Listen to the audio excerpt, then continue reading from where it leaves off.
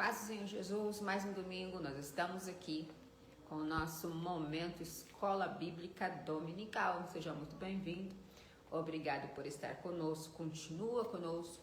Deus tem uma palavra para o seu coração.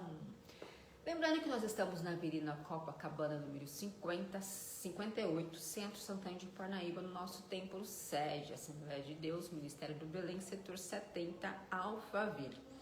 E hoje nós estamos aqui para falar um pouquinho da importância da pregação nos nossos cultos. E você que gostaria de estar presente em uma das nossas escolas bíblicas dominical, nós temos salas separadas para cada faixa etária ou para cada segmento, como sala das irmãs, sala dos irmãos, das crianças e dos adolescentes, tá? E você será muito bem-vindo aqui na nossa escola dominical, não só para aprender qual é o intuito da escola dominical, a palavra de Deus, que é uma escola que não termina nunca, é uma escola continuista, que continua, porque a gente nunca sabe tudo, né? Sempre tem mais para aprender. Mas você também pode vir para trazer o conhecimento que você tem.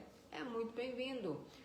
Como nós dizemos, estamos aqui para aprender sempre, a gente nunca sabe tudo. Então, traga também o seu conhecimento, que será muito bem recebido e aproveitado no nosso meio. Lembrando também que nós seguimos as orientações da nossa igreja, Assembleia de Deus, Ministério Belém, e nós ensinamos dentro dessa visão pentecostal. Nós temos nós temos a nossa linha de interpretação dentro da visão pentecostal e da visão de nossa igreja, está bem? Nós não dizemos que outras denominações estão certa ou errada, porém nós seguimos as orientações do nossa denominação, do nosso ministério, dentro da nossa visão de interpretação das escrituras, ok? E tudo que nós falamos aqui é pautado nas escrituras sagradas. Continuando então com o nosso tema, falando sobre o corpo de Cristo, que é o tema do nosso trimestre, hoje nós estamos na lição de número 12 e vamos falar sobre o papel da pregação no culto. Como que acontece, para que serve, como que deve ser, como que deveria ser, o que nós fazemos de muito bom, o que nós devemos corrigir. E para a gente ter também um parâmetro para quando nós viermos cultuar, a gente saber exatamente o que nós estamos fazendo aqui. Isso vale tanto para quem vem cultuar, que seria aqueles irmãos que vêm só participar do culto, como aquele que vem trabalhar no culto também, participar de uma forma ativa, trabalhando, oferecendo alguma coisa para que o culto se realize, como aqueles que louvam, aqueles do Ministério da Música, Ministério da Palavra, a organização. Enfim, tudo isso tem um peso, tem uma necessidade e uma importância muito grande para o desenvolvimento do culto. E nós hoje vamos falar sobre a importância da palavra.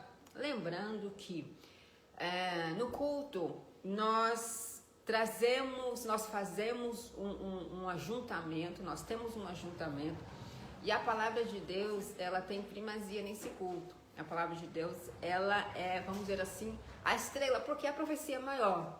Não tem profecia maior que essa. Então, por isso que quando o pregador ele vem trazer a palavra, ele tem que ter em seu coração, em sua mente. Paulo vai falar sobre o culto racional. O culto racional não é só de quem entrega, mas de quem trabalha também no culto. E tem que ter em mente que essa palavra, ela tem um direcionamento, ela está sendo direcionada para a igreja, noiva de Cristo, para pessoas inteligentes, pessoas que estão aqui com propósito e que a princípio, partindo do princípio que quando nós viemos para o culto, nós entendemos o que nós estamos fazendo, porque nós já tivemos lições passadas falando sobre isso. E quando eu venho para o culto, eu sei o que eu estou fazendo, eu venho entregar o meu culto, venho entregar o meu melhor. Logo aquele que está com a incumbência, com a responsabilidade de interpretar as escrituras para essa igreja que está esperando uma palavra, logo antes da pregação, nós na lição passada, se eu não me engano, nós falamos sobre a dinâmica dos nossos cultos, como que ela acontece, como que ela deve acontecer, a organização do culto. E quando chega o momento da palavra, os corações, as mentes já estão preparadas para receber essa mensagem, esse texto. E não é só uma leitura de um texto, é a interpretação desse texto que vai fazer toda a diferença. Por quê? Porque muitas vezes tem muitas pessoas que elas só leem o texto, entram em contato com o texto, mas ela não consegue extrair a mensagem daquele texto. Logo, ela precisa de alguém que interprete para ela. Mas logo, existem pessoas também que só ao ler as Escrituras, com a ajuda do Espírito Santo, é claro que é o nosso guia, o Espírito Santo, que é um só, que atua na vida de todas aquelas pessoas que aceitam em Cristo e têm o Senhor Jesus Cristo como Senhor de suas vidas. Esse Espírito Santo, ele vai direcionando e ele vai transmitindo o que aquele texto quer dizer, com a mensagem central do texto e qual será a aplicação final para aquele momento ou para o momento atual que estamos vivendo. Então a pregação ela tem como objetivo a proclamação da palavra. Logo, a palavra, ela não é, o ministério da pregação, ela não é, vamos dizer assim, um momento do pregador mostrar aquilo que ele sabe, uma vitrine de pregadores. Não, o momento da palavra é quando o pregador ele se diminui e a palavra vai aparecer. Ele só é um instrumento da mensagem divina, da interpretação divina. Eu sempre falo que nós precisamos bastante de intérprete das Escrituras e não contadores de histórias, porque contar história nós lemos e nós repetimos aquilo que nós lemos. Agora, interpretar é bem diferente. Que a gente vai entender um pouquinho agora, nesse curto espaço de tempo que nós usamos de manhã, para a gente exemplificar o que seria, então, essa interpretação das Escrituras. Tá? Nós temos, nos nossos cultos, então, como nós falamos, nós começamos com oração, nós cantamos os hinos da harpa, grupos de louvor cantam, grupos cantam e logo a pregação ela deve ocupar um espaço maior nos nossos cultos. Vamos dizer que 50% do culto deve ser pregação da palavra. Lembrando que o nosso culto começa às 18 horas todos os dias, você está convidado para estar com a gente. Tá? Então, 18 horas começa, vai até às 7 horas com louvores. Das 7 às 8 seria então a introdução da palavra de Deus e a aplicação dessa palavra. Tá? Ela deve ter um espaço grande nesse culto. A palavra de Deus ela é a principal. Por quê? Porque é onde nós vamos ver agora para que serve então a palavra no culto. Né? Vamos lá, a palavra ela serve para edificar a igreja. O que é isso? A edificação é o melhoramento dessa igreja. E como que funciona esse melhoramento? Bom, para eu ser melhor crente, para eu ser um cristão melhor, para eu ver onde que eu estou errando e acertar, para eu ver onde eu posso me corrigir. E a palavra de Deus vai fazendo isso. Traz informação que eu não sabia, traz interpretação que eu não conhecia, que eu não tinha acesso. Às vezes por falta de leitura da palavra, às vezes por falta de interesse mesmo. Então, por isso que no ajuntamento a palavra de Deus ela deve ter um espaço maior.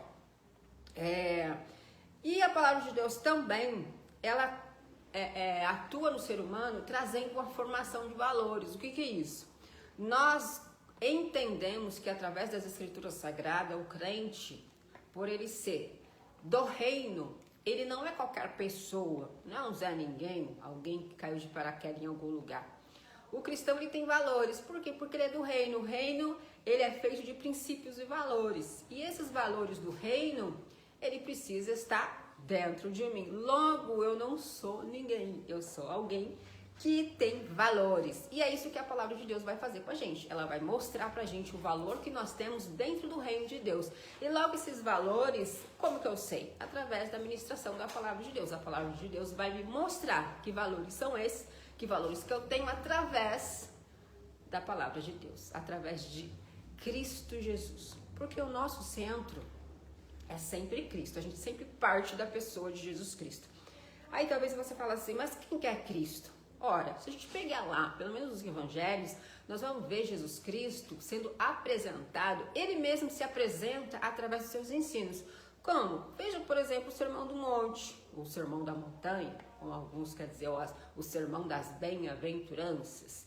Bem-aventurados os pacificadores, bem-aventurados os que têm sede de fome de justiça, bem-aventurados aqueles que querem ser justos, enfim.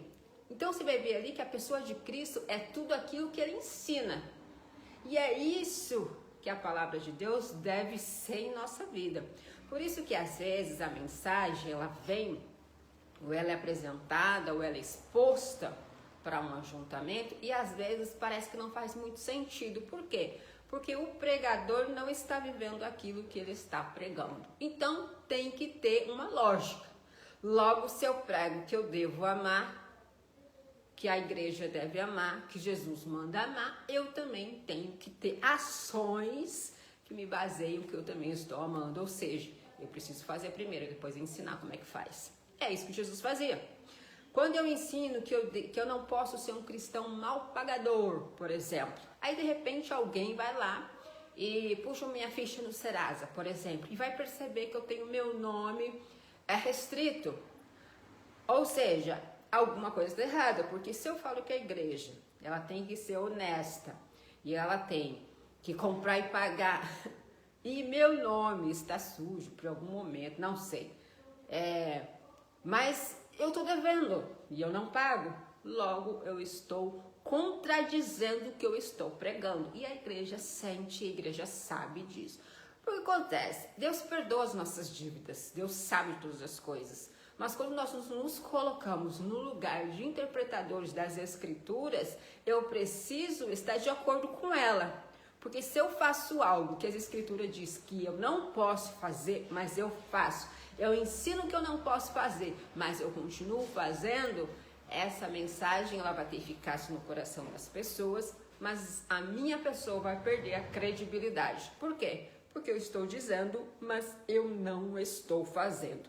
Logo, o reino, então, ela traz pra gente uma formação de valor, de caráter, ela molda o nosso caráter. Se você quer de verdade viver esse cristianismo, então se prepare, porque a vida da gente, ela vai mudar. Ela não será uma vida só de aparências ou só de momentos legais no culto, não. Ela vai transformar a sua vida. Transforma as nossas vidas. As escrituras sagradas, ela tem o poder de transformar. Por isso que nós falamos que a palavra de Deus, ela vem no sentido de melhorar a vida daquele que a escuta, observa e a aceita, ok? Então vamos para o próximo tópico, né, da nossa revista de hoje. A palavra de Deus, ela vem no sentido também de exortar. O que é exortar? Gente, a exortar é como uma correção. Ou seja, às vezes nós não somos perfeitos, estamos no caminho, né? Paulo vai falar que nós precisamos crescer na graça do conhecimento até que nós chegamos à estatura de varão perfeito, a estatura de Cristo Jesus, né? Nós esperamos por isso, mas nós sabemos que aqui na terra, pelo fato do pecado ter habitado em nós, mas agora ele não habita mais, agora é o Espírito Santo que habita em nossa vida, nós sabemos que nós pecamos, ou seja, estamos melhorando, procurando melhorar e santificar a nossa vida. Porém, a palavra de Deus ela vem para nos exortar. O que é isso? Ela vem para corrigir, para dizer o seguinte, olha, você está fazendo errado, precisa acertar. Se você não se acertar, alguma coisa pode acontecer. Que a gente vê também no caso da lei da semeadura. Aquilo que eu planto é aquilo que eu colho. Claro que se eu planto um grão de milho, eu vou colher talvez várias espigas, se não me engano, são 7 espigas num pé de milho, né? Imagina quantos grãos de milho tem várias 7 espigas. Então é isso, a lei de semeadura está aí. E a palavra de Deus, ela nos ensina que eu devo plantar coisas boas, ou seja, eu devo ser alguém autêntico. Caso contrário, eu não posso fazer parte do reino do céu. Eu não crescerei, eu não vou evoluir nesse reino de Deus. Então eu preciso deixar que a palavra de Deus, ela me corrige. Estou fazendo errado? Eu ouvi a palavra, eu vi que eu estou fazendo errado? Ok, vamos então nos corrigir, porque é isso que a palavra de Deus, ela vai fazer conosco, com a nossa vida. E o ministério da palavra, ela tem a sua fundamentação. Fundamentação aonde? Nas escrituras sagradas, porque nós estamos falando da palavra de Deus e é óbvio que tem que ser nas escrituras. E quem que é o centro das escrituras? Como eu já disse, Jesus Cristo. Não tem outro não, gente, não dá pra fugir disso não. Ou é Cristo ou não é. Ou eu sou de Cristo, ou eu sigo a Cristo, ou Cristo está em mim, ou não está. Não tem jeito. Então, a palavra ela tem que ser cristocêntrica. Eu não posso pregar a minha vida, eu posso dar testemunho do que Cristo fez na minha vida, mas me usar como exemplo, não, eu não posso. A Bíblia não me dá autonomia para isso. A Bíblia diz que a pregação ela tem como foco a pessoa de Cristo, porque nós estamos falando dele. O reino é sobre ele, ok? E a mensagem também ela deve ser bíblica. O que é isso? Ora, a fonte principal das escrituras, ou seja, a fonte principal da pregação tem que ser as escrituras. Eu posso usar livros que vai me falar sobre o texto que eu estou falando, eu posso usar a exegese, como nós falamos, né? Nós temos algumas ferramentas, né, que vai nos ajudar na interpretação das escrituras, como, por exemplo, a exegese, a hermenêutica, a homilética, como eu devo falar, que é muito importante, nós nos adequarmos, nós melhorarmos a nossa forma de falar também, né? E a homilética, ela vai falar bastante na minha postura, como eu devo me posicionar, tom de voz, gritar, não gritar, falar muito alto, falar muito baixo, como eu devo andar enquanto falo ou não, eu devo me direcionar com o olhar ou devo olhar para cima, enfim, vai nos direcionar como se postura, roupa, enfim, vai falar bastante disso. E isso se tratando de melhoramento pessoal. Mas quanto palavra, ela deve ser baseada nas escrituras. Lutero falou o seguinte: o exame das escrituras deve ser livre. Ele é livre, todo mundo pode examinar. Porém, as próprias escrituras, ela deve interpretar ela mesma. As escrituras interpretam as escrituras. Eu não posso usar como base para minha pregação um escritor, por exemplo, Gruden, eu não posso. Berkoff, também não posso. Gil Arantes, também não posso. Gil Arantes? Gilberto Gil, enfim, um outro escritor. Eles me ajudam a entender certas coisas, eles me ajudam a entender a sistemática da Bíblia, como que funciona, porque são dons que esses irmãos, que esses escritores, autores tiveram, de se debruçar sobre as escrituras, sobre a Bíblia e estudar sobre ela. Porém, a base para a minha pregação, a fonte deve ser sempre a Bíblia. Ela basta para isso.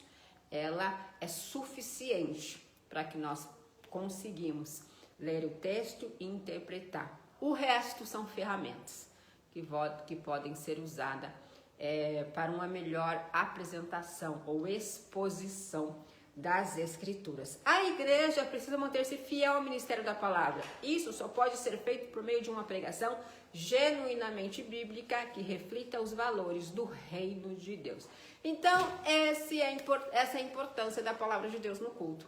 Ela serve pra gente para corrigir a igreja, ela serve para edificar a igreja e ela serve também para consolar a igreja. É óbvio que a palavra de Deus não tem todo esse efeito, porque muitas vezes nós viemos para a igreja e precisamos de uma palavra. Claro, a gente sabe que a gente vem para o culto para entregar a nossa adoração, é uma continuidade do que nós já fazemos durante o dia, nossa adoração diária. O culto não começa na igreja, né? Ele só continua.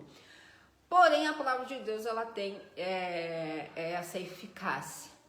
Ela chega até a pessoa de acordo com o que aquela pessoa está precisando. A palavra, não sei que a exposição da palavra é uma só, mas chega nos ouvidos de forma que a necessidade seja suprida. Então, se eu preciso de consolo, ela chega para mim como consolo. Se eu preciso de correção, ela vai chegar também como correção. E se eu preciso de exortação ou de edificação, ela vai chegar para mim, para me edificar, para me motivar, para me fazer ir para frente. Então, a importância da palavra de Deus no culto é extraordinária, é de suma importância. Eu não devo substituir a palavra por louvor, eu não devo substituir a palavra da pregação por testemunho, ou substituir a exposição da palavra por qualquer outra coisa, por teatro, ou por, enfim, várias outras coisas que possas preencher esse espaço. A palavra, o momento da pregação, ele é sagrado. O culto tem que ter pregação. Caso contrário, será um culto defeituoso, um culto que está faltando.